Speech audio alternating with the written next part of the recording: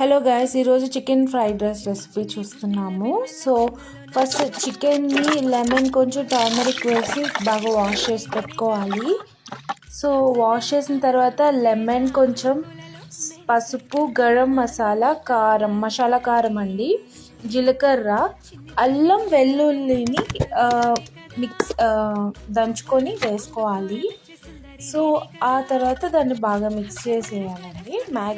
ఇప్పుడు దానిపైన కొంచెం పుదీనా యాడ్ చేసి మ్యాగ్నేట్ చేసుకోవాలి, డీప్ ఫ్రై చేసుకోవాలి.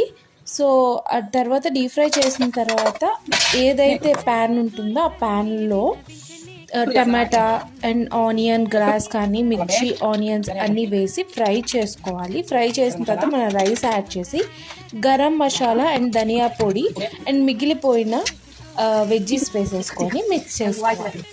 సో మిక్స్ చేసుకుంటే మన ఫ్రైడ్ రైస్ అయిపోతుంది. కొంచెం హీట్ అయిన తర్వాత మన చికెన్ని యాడ్ చేసుకోవాలి. ఏదైతే ఫ్రై చేసామో ఆ చికెన్ని యాడ్ చేసుకోవాలి. సో దీంతో మన చికెన్ ఫ్రైడ్ రైస్ అయిపోయింది. చికెన్ ఫ్రైడ్ రైస్ అయితే చాలా బాగుంది, మస్ట్ ట్రై అని చెప్తాను. ఖచ్చితంగా ట్రై చేయండి. వీడియో చూస్తున్న వాళ్ళు లైక్ చేయండి.